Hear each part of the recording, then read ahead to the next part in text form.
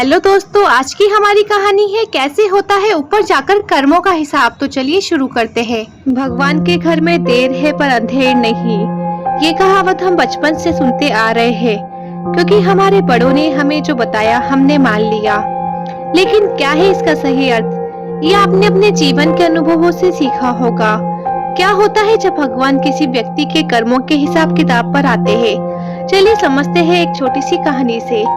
दो व्यक्ति मरने के बाद भगवान की अदालत में पहुंचे, जहां उनके कर्मों का हिसाब किताब होना था। भगवान ने चित्रगुप्त को कहा, मृत्युलोक से इन दोनों व्यक्तियों के हिसाब किताब के चोपड़े लेकर आओ। दोनों व्यक्तियों के हिसाब का चोपड़ा लाया गया। देखने पर मालूम पड़ा कि जो व्यक्ति अभी बेईमान है, वह पहले बहुत ही ईमानदार हुआ करता था। उसने इतने अच्छे कर्म किए थे, इतनी ईमानदारी रखी थी कि बहुत बड़ा भाग्य उसको प्राप्त होना था। लेकिन उसके भाग्य प्राप्ति से पहले अंतिम परीक्षा आई।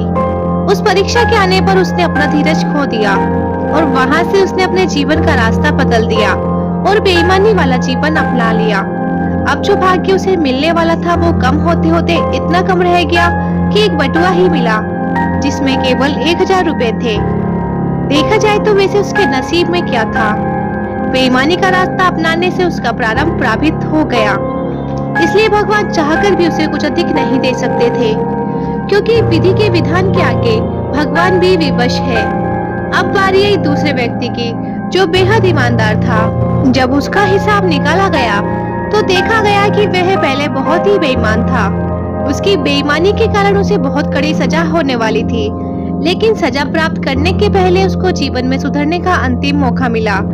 उसने वह मौका ले लिया और ईमानदार वाली जीवन शैली को अपनाते हुए खुद को सुधार लिया। तो उसकी सारी सजा भी क्षीण होते होते सिर्फ एक कांटा चुभने जितनी रह गई।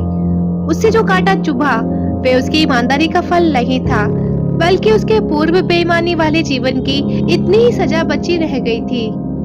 भगवान हर बुरे व्यक्ति को भी सुधरने का मौका देता है और हर अच्छे व्यक्ति की अच्छाई की परीक्षा भी लेता है।